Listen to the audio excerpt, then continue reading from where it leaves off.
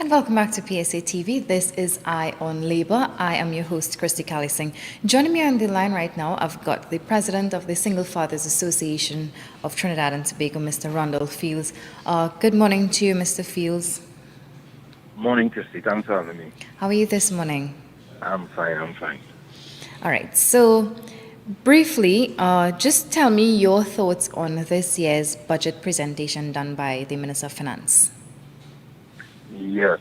Well, from the single father's perspective, I paid close attention and tried to look at the budget from the perspective, not the one surrounded around just the GDP and surrounded the revenue and stuff like that. Those things are critical and important, yes. But I tried to look at it from the perspective of the family, the household, single parent, just parents on the whole. And I some things that stuck out to me. I saw mention of education. Yes. When he spoke about some of the schools, and this is something Single Fathers Association had highlighted, a number of the early childhood center schools and primary schools were closed in the areas that we worked in. And I heard he said about 27 of them should be open soon. So we're glad to get that. We also look at the perspective with housing, where we know we've been trying to make applications for a number of single father-led homes as well. And the challenge is sometimes really that they can't qualify. They don't have the funds to qualify. So I looked at the perspective where I see they're now acquiring some houses that cost at 300,000 and also some guaranteed secured loans, so to speak, at 300,000. So that sounds like something a good suggestion going forward. However, when coming to the point of gender, and the minister was very, very clear when he made that statement that he is going now to deal with gender issues, we once again forgot that males are included in the definition of gender. He further went on to speak on some proposals that they have, not proposals, but things that they're going to have in motion, which is one, they're going to set up daycare services, public daycare services for single mothers or female-headed houses, as he said, for children from 3 years and lower. And they were going to develop, through the HTC and private sector, building some additional shelters for singles, for women, again. Now, we have no problem with assistance being given to women. We support it, with assistance being given to single mothers also.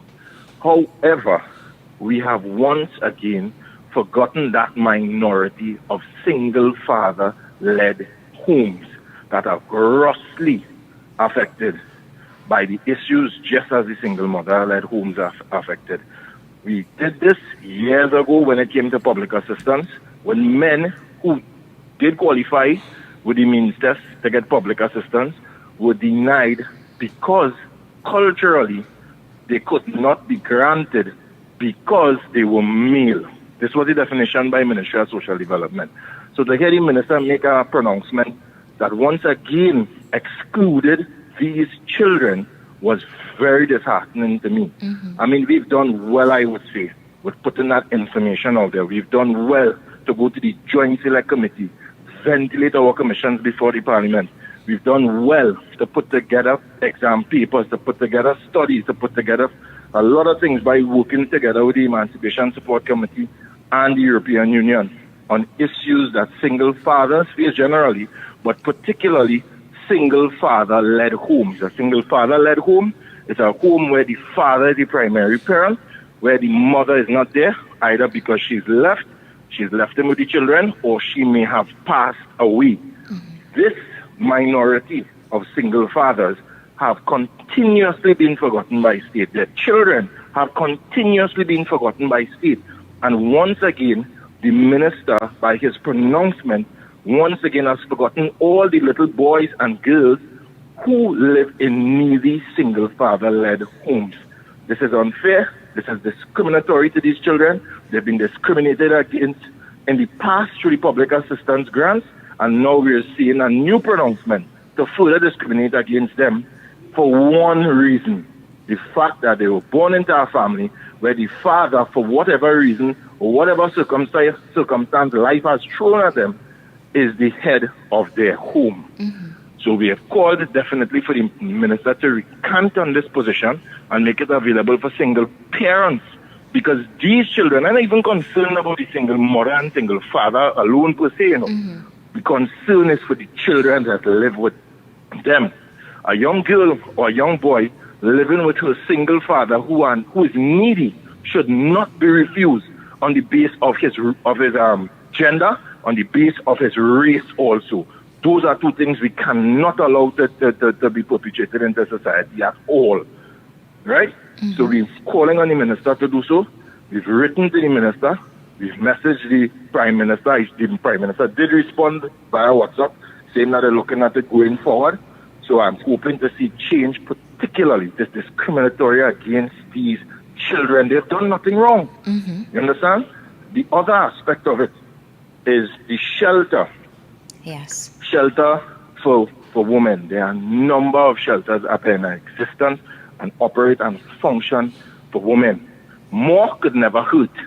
But the thing is there any operational facility that welcomes men? That is what I want to know. Besides the very same one I think he mentioned in his budget, which is on by Riverside Plaza there, which he himself said is not satisfactory for human beings. So is there any other? I can tell him, he seems to be disconnected from the ground. I can tell him even mothers who have tried to access certain shelters, majority of them, who have young teenage sons are not allowed to enter because their sons are male.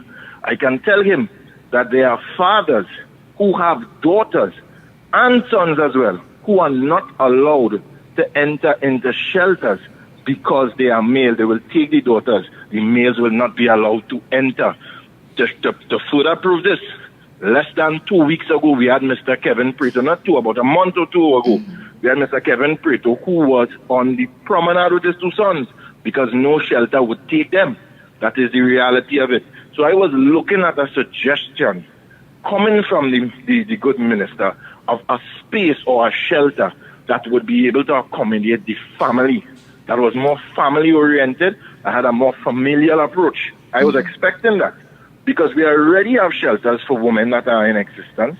We see there are shelters for ex-convicts, but I mean shelters for just males who have been displaced or fallen on hard times or who have been evicted from their apartments.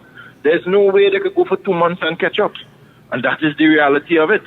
I can say that the Ministry of Social Development has assisted us with assisting a couple of fathers when it comes to the rental assistance grant, where they will pay the rental for 2 or 3 months.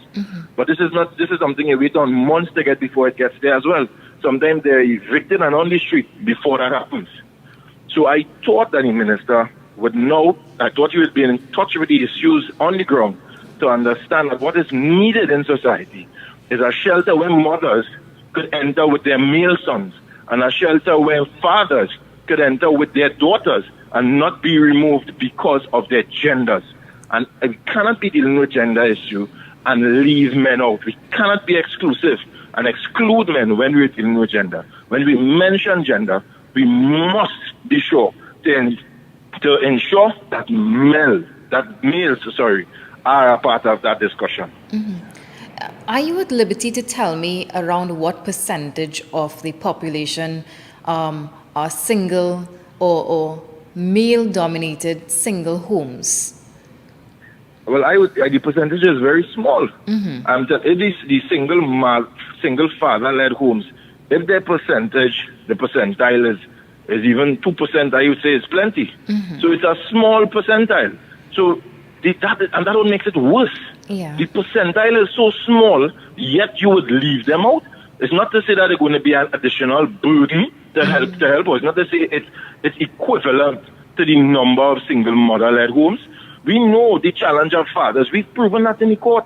Where it has shown, you are half likely to be on even footing. And we have statistics of the family court to prove that. For a man standing on good footing together with his wife to go to the court and be given custody. So we know there are more single mother-led homes because this is how society has propelled it. This is how the judiciary has made it. We understand that. But the thing is, and we understand also there has been a level of neglect from men as well who've walked away from the home as well. So we understand with these three things, the percentage of mother-led homes is a lot higher.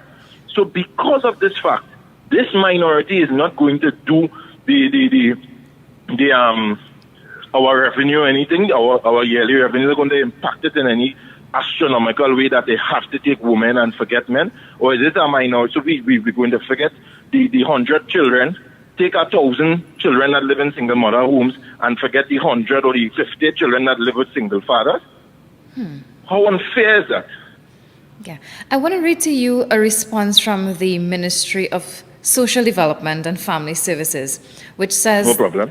All right. So this is an article done here by Luke Titi, which the Ministry of Social Development and Family Services says it does not discriminate against gender, geographical location, and or political affiliation. Now, this is according to a statement issued on Wednesday, as the ministry says it gives assistance to the most vulnerable in society under a number of programs, grants, and services for all eligible individuals. The ministry was responding to comments made by you, who slammed the finance minister's budget announcement that the government will establish daycare centers for children of female-headed households. The article says that you also said that men are being discriminated against when it comes to public assistance. In response, the MSDFS says, on the contrary, both genders receive help. I'm quoting here from the article where it says, yes, of course. Many female and male single-parent households continue to access grants and services through Public Assistance Act of Trinidad and Tobago's such provisions as cited under Chapter 3203 of the Act, which recognizes some of the varying social and economic challenges that households may encounter. Specifically, throughout Regulations 34, B, C, and 42C, which circumstances which applicants may apply are carefully outlined. To be eligible for this and other services, however, applicants must first satisfy the statutory requirements of the ministry's standard means test. End quote. The ministry adds that at its recently concluded parenting workshop under the MSDFS's National Family Services, single fathers and mothers attended, and these sessions included knowledge sharing on topics such as teenage pregnancy, teens and sexuality, cyberbullying, child abuse, conflict resolution and anger management. Counseling and mediation services are also available. But, in a nutshell, the MSDFS is continuing to say that it makes allowances for all single-parent households through various divisions and partnerships with non-governmental faith and community-based groups. It went on to say that parents have the opportunity to improve their literacy and employability status by registering with some classes that they have there. But all right. Can I, you ready for me to respond now? Sure. Lovely. It is clear that the person who did the article is in no way affiliated so closely with the ministry. I am clearly more affiliated than they are, because they clearly don't know what took place or takes place in that ministry. I will refer the writer of that or the person who responded to me to go to our joint select committee where the MSDP director would have admitted of the culture, where the minister at the National Family Policy launch in Mokoya would have admitted to the culture, and they're very right. I was the one that brought to their attention that the legislation did not specify that a man should not be granted because he was deemed the head of the household. Ask them how they found that out. I was the one who brought it to their attention.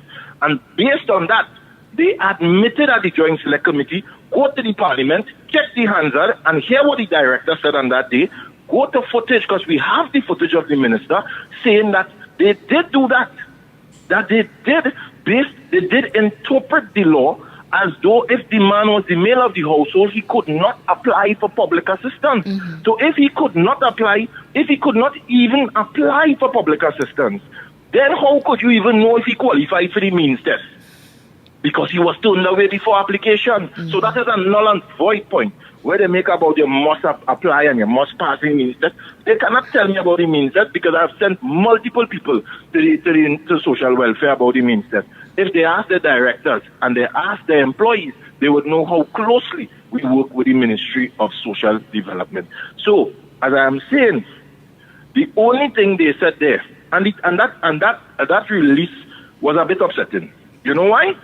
No one called out the Minister of Social Development. No one called her out. What we said, we were speaking about the Minister of Finance. We were saying what had happened, as I just said before, in the past with those children being left out and not being able to apply for public assistance then must never happen again. We must not leave them out again. Yeah. So if they had listened carefully to what I said, they would not have realized and then reacted to this knee-jerk reaction to now have them further embarrassed. Because there is no way they could never say, because it is recorded in the Hansard, it is recorded on camera, that they admitted that the legislation was always unbiased. But their interpretation of the legislation is what stopped men from being allowed to apply. And their justification about qualification with the means test is null and void. It's null and void because men in those days, which was not too long ago, which was just a year and a half, if so much. It was just last year. The National Family Policy came out, was being pioneered. So men were not allowed to apply, and I have living testimony of these men that I could present. I presented some of the men at the JRC who were turned away because they were male. Have they allowed now for the last year for men to start applying? Yes, they have now allowed after we spoke about it. We didn't say they have not allowed men to apply, and a lot of men have applied and still haven't been granted since. But the truth and the fact exists that very shortly ago, as recent as 2017, coming to 2018, men will refuse public assistance for the last 20 or 30 years. I made no error in any statement I made. They made an error to come out and speak about this as if it wasn't happening, knowing that I have full evidence of their admission that this took place from a government institution when there was legislation that did not support their action, which is grounds enough for them to be sued for turning away some of these men, who I'm pretty sure if they were allowed to apply, may have been granted public assistance. So they should be very careful how they put that information out there, because they're leading ministry into further embarrassment. Tell me something. Is it now that the results from these means tests were just, left by the wayside, that nobody really adhered to it? Because now you're saying that the means test was done, but nothing was really implemented after that. So that was it. The means test was done, and that's it. Right. What I'm saying is that prior to the last year or so, after we highlighted the issue of men not being allowed to apply, you see, if they're not allowed to apply, then they will never even get tried on the means test to know if they're going to qualify. They were turned away from the jump. You are male. Some men were told these hurtful things. A man, I continue to talk about Mr. Marlon Lewis from Bagatelle, who is a constituent of the Prime Minister, whose wife died, left him with 7 children, and she died of cancer, who was not allowed. I can tell you about Mr. Bostic. I can tell you about Mr. Thomas. I can tell you about Mr. Jonathan Price. I could tell you about Mr. Kevin Pruitt. I could give you all the names of men who have gone, and Mr. Gibbs as well, Mark Anthony Gibbs. So I could tell you about all these men who would have gone to MSDP and have been turned away. They were turned away because they were male at a point in time. It was only after our lobby and I sat in the office with one of their heads. We went through the legislation together. The minister may not know this, so they should tread carefully. I don't say anything out of my mouth without evidence. They should be very careful when dealing with me. So, as I said, when we looked at the legislation, there was nothing that said that a man being a man does not enable him to apply, that exempts him from being able to apply. Yeah. And that was the ministry's position based on the interpretation that or culture, and they admitted even in the GSC that they would have to start reculturing the way that they think in the ministry. They would have to put on exercises, go to the JSC and check, go to the JSC of early 2018 and get the final report on it, and you will see what they said. Go to the Hansard, you would see what the ministry said. It's not my words. So, as I said, they were not even allowed to do the means test, not even allowed to participate in that section. And if the father could not participate in that section, it means that his hungry children will not, it didn't exclude the father or exempt or tell the father he couldn't do it. You know. You were telling the children that because they lived with a man as the sole parent, they were not eligible to be taken, to be assisted. That is what Trinidad and Tobago told those children of those families. Even if it's 50 of them, even if it's 100 of them, we told them that for the last 30 years or so. How many of them may have become drug addicts? How many of them may have become criminals? How many of them may have come? It is also because, not solely to blame the state, but the state may have been able to help their scenario. Yeah. But they were not allowed. Their father, who was the key person, the key applicant in the home, was not allowed to apply. And what the ministry should do is take a more mature approach and apologize and say, we made mistakes in the past, and going forward, we will not allow them to continue. And they should lend their voices. They should lend their voices. I send this to the minister herself. She should lend her voice, and the PS and whoever will point out to our call to not allow this to happen to this section of children again, because they witnessed it, they admitted it, they understood. Well, I thought they understood the error that they made before. But to send that release out like that and to try to mask the mistakes they made in the past is as if you're telling me that here we're going on, we were clean and above board all the time. This has nothing to do with us. And that is a bad position to take. Do you think that perhaps a revision of the Public Assistance Act to state clearly, the definitions and what is required and who can qualify and who can't qualify, do you think something like that could probably help incorporate and not turn away men from getting their rightful assistance from the government? And that's a brilliant question, Christy, because one would think for such a mistake or travesty to have taken place, you would believe that the legislation was very wide, open-ended, or very, or was very exclusive in any particular way, or rather than open-ended. Was very exclusive, and then they had no. The thing is, the way the law is written, the way the legislation is written, it does not exclude. It says parent. It doesn't say single mother. So I don't see any issue with the legislation at all. The issue was whoever was in charge of the Ministry of Social Development at that point and made that more or less ministry policy, even if it wasn't written, but created that whole atmosphere and environment of managing the home, men don't need help. That is the person responsible for what happened years after. And I am pretty sure you may not have even seen a policy saying that men or fathers can't get help. It just was a practice that they started years ago, and they kept it up. And that is why it was so important for me to respond to the very words said by the minister. Because sometimes just those words alone, me not having him correct it, it may mean that even later down the road, if they say, boy, we're going to include fathers, and that's writing fathers, because of his pronouncement in the budget, on television, for the nation to hear, sometime you may see later down the road another unwritten policy that has now governed, that is to now govern this daycare. And they say, Mr. Fields, we never hear the minister say anything about single father, Even though you tell me they say they include all the after. We heard female-led houses only. This is why it is important for the minister to correct that. We can't have pride and feel we're too big to do certain things. There's little children we're talking about, and we should do it on their behalf. They will appreciate it. These are the children that may save our generation in time to come. How are the single fathers dealing with this news? I mean, they were very upset, very disheartened. You're talking about, if you think about it, you feel like you're the bastard child all the time. That is how you feel.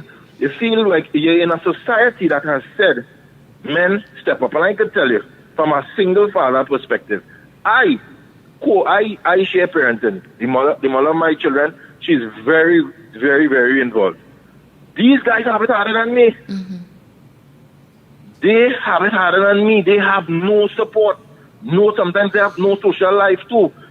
So at the end of the day, I understand their perspective. And if you can say you understand the perspective of a single mother, the only reason she becomes a single mother is because of that child she's taking care of. How can you not understand the perspective of a single father-led home if it is the very same child that makes him a father as well? It is a nonsensical approach, and it comes across either as if we don't care about this percentage of children, or we just said something to look good. One of the two. Now, you've raised an important point earlier on where you said that, traditionally it was thought that, men have a lot of responsibility falls on them. But and we society always has the notion that men don't need help, men don't need this, men don't need that. But being as it is, men and women have the same needs when it comes down to a child. You need to provide certain things for a child.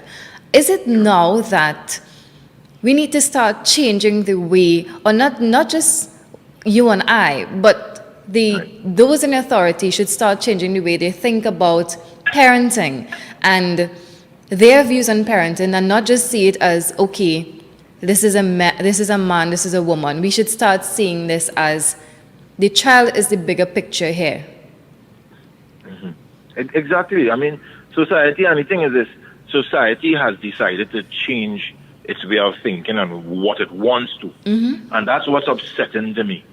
We understand as a society and appreciate as a society that a woman should not be domesticated if she doesn't want to. That a woman is capable and intelligent enough to come first in SCA, to get the highest marks, to become an astronaut, to do some of the greatest things, and women have done magnificently well. So then why is our society not willing to comprehend that there is also that aspect? Or there are many men now whose perspectives have changed on fatherhood. Many men who were the boys without fathers, who lived with single mothers and understand the significance of fatherhood because they had no fathers. Why isn't society, why aren't we seeing ads that generate positivity about fatherhood? Why aren't we seeing our leaders be inclusive of men? Why aren't our leaders, or why aren't we as a society now become honest to say that there are men that struggle, there are men that need financial assistance, there are men who are taking care of their homes and need help?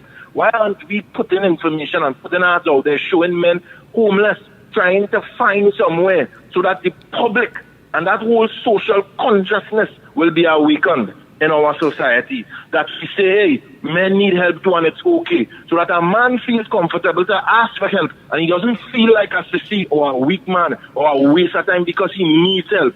Why aren't we going that direction? It is because there are certain people who are enjoying how society sees certain things, and until we, the right thinking and smart people, counteract that, we will always have this challenge.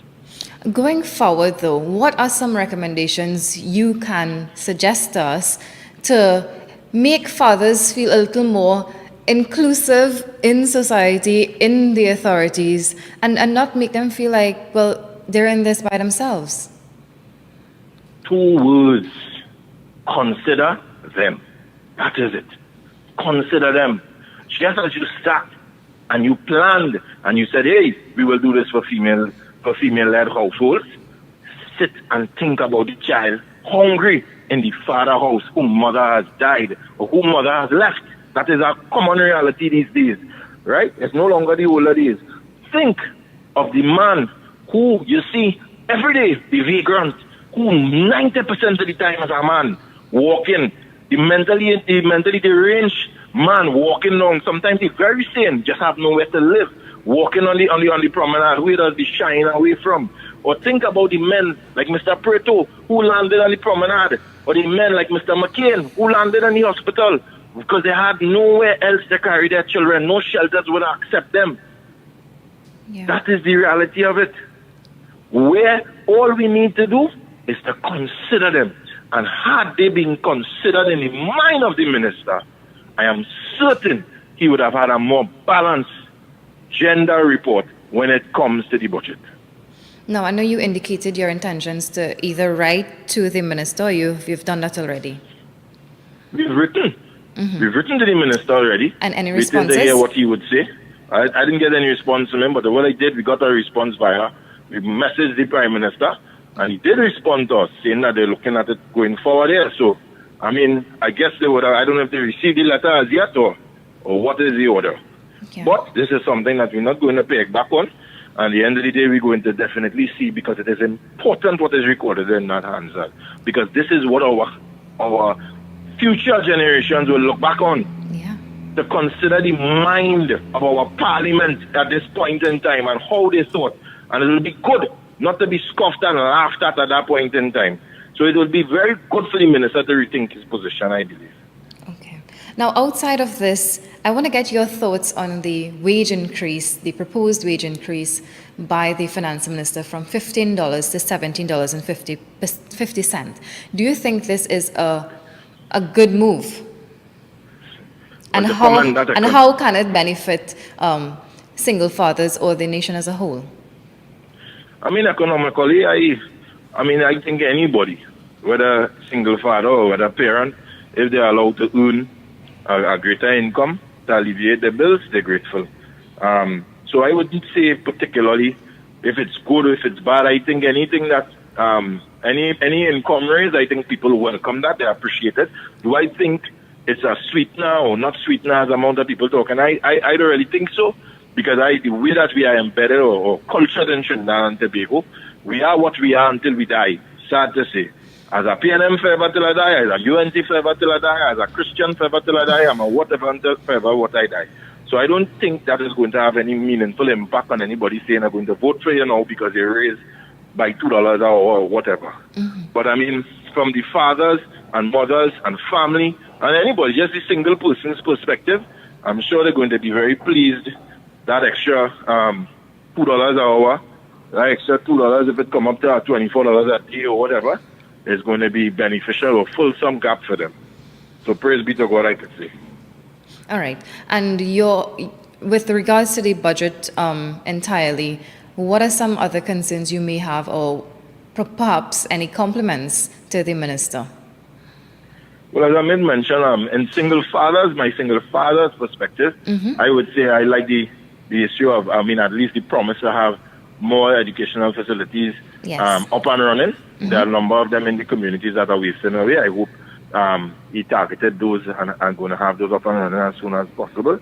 I looked also at the element of housing, because these are what families look for. Education for the family, something to leave for the children when they go on. So housing is important. I saw the suggestion also of the kind of self-help. We give you a 300,000 loan, and I don't know if they're giving them the land to build on the property. Yeah. That's another way to possibly teach people not to be solely dependent on government, but to pull half your weight as well. So I think that was kind of sensible as well. As I said, I didn't look into the GDP and the revenue and see what is feasible and what is not feasible, but I looked at the suggestions and the benefits of what the families were going to inherit from this budget. So that's basically it. My main issue was with gender and his definition of gender and his exclusion of males in every form of his demonstration of what he was going to do for gender. And that was my main pet peeve, and it was something that I had to mention. All right, Mr. Fields, before we wrap things up, just your closing comments. I don't believe any government is perfect. We have challenges with all, no matter which side I take, and I take no sides. But I think it's important for people, the citizenry, to understand their value, to understand their worth, and to understand and to accept no less than what you believe you're worth. That is the reality of it. Not because it's my government do it, it's good. Not because it's not my government do it, it's bad. It's time for us as the civilians to have more sense than being political lab rats. Just making decisions based on those above us. Think for yourself, monitor things for yourself, make decisions for yourself. That is critical for the life of any human being. All right, Mr. Fields, thank you so much for joining us this morning. Thank you so much for having me. And good luck in continuing to fight there. That, of course, would have been the leader of the head rather, the president of the Single Fathers Association of Trinidad and Tobago, expressing disappointment in the measure outlined by the government by Minister of Finance Colm Imbert, where he said daycares would be provided to all single-led family households, to children under 3, of course, excluding meals, and something the Mr. Fields, of course, just now took issue with, expressing his disappointment there. You would have seen, in addition to the daycares, the state plans to introduce shelters for homeless women facilitated by the Housing Development Corporation with support from the business community. Again, yet another point excluding meals from society. To that end, you would have heard Mr. Fields saying that there are many single fathers, who are the head of homes in Trinidad and Tobago. And that's it from all of us here at PSA TV. We're going to toss to news and end of for today. I am your host, Christy Callising. Stay with us. News is up next. Thank you for joining us today.